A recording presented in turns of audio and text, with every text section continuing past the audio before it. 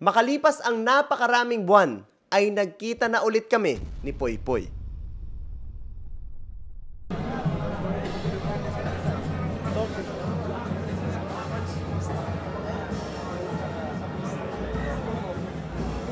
At sa hindi inaasahang pagkakataon na sa pagpunta ko ng opening ng PSL, ay dito pala kami magkikita. Sa totoo lang ay hindi ko alam na nandito din siya. Nagulat nga din ng videographer ko dahil habang binivideohan niya ako ay bigla daw ako nawala. At pagbalik niya ay nag-uusap na kami ni Poy Poy. Yan. Good luck ha, good luck. Pag meron kang game malapit sa Cavite, sabihin mo ha. Oo, ha? chat kita. Oo. Anytime. Anytime ha. So, ayan na nga guys, nakapag-usap kami ni Poy Poy. Actually, 9 months kaming hindi nagkita, hindi nagkausap simula nung February. Yan naman sasabihin mo. Sa'yo dahilan bakit napunta ako mga dito. Ay, grabe. Mag-thank you ka, mag-thank you. Maraming salamat. Hindi, alam na namin yan. Poy, pag may malapit si Dasma, may game ha? Invite kita. Oo, promise, nanood ako. Nanood ako, promise.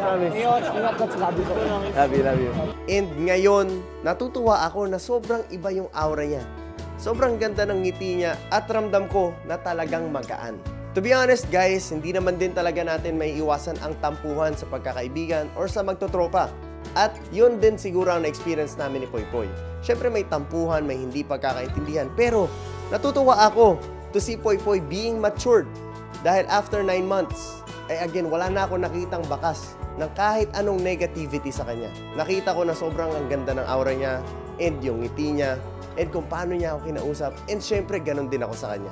And I'm very proud of him. Oh, promise. Ingat ka sa labi ko. At maya-maya lang ay nakausap ko na din si Kuya Mac Cardona. Dito muna ako po, ya. Kuya Mac! Hello, Hod. Kamusta? Yes, meeting, ayos lang po. Ano masabi mo kay Poy Poy ngayon? Sobrang proud. As in, grabe. As in.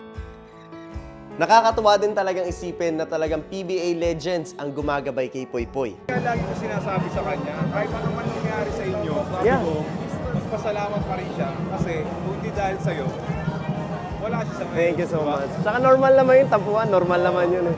Importante, we move forward. Alam kong napakalaking tulong nun pagdating sa career niya sa basketball. So ayun na nga guys, sobrang nakakatuwa at nakaka-proud na nandito na si Poy Poy ngayon sa isang napakagandang liga na Pilipinas Super League. Dahil naaalala ko 2 years ago nung pinapunta namin si Poy Poy, ay isa lang siyang bata na talagang nangangarap makapaglaro ng malalaking liga. Isang bata na nakitaan namin ng napakalaking potensyal sa mga TikTok videos niya. Siya nga ang tinatawag na Batman ng Kibawe, Bukidnon.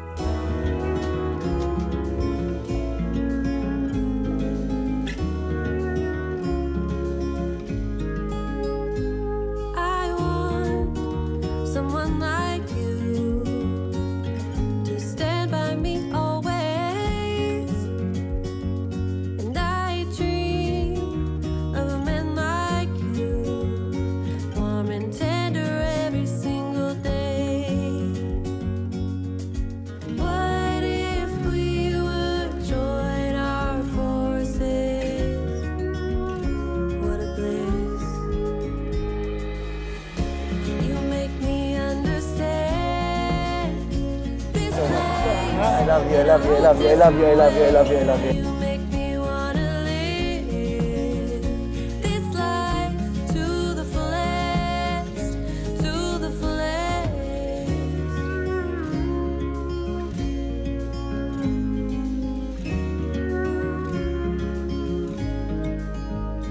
Time flies, yet there's butterflies in my palms and in my eyes.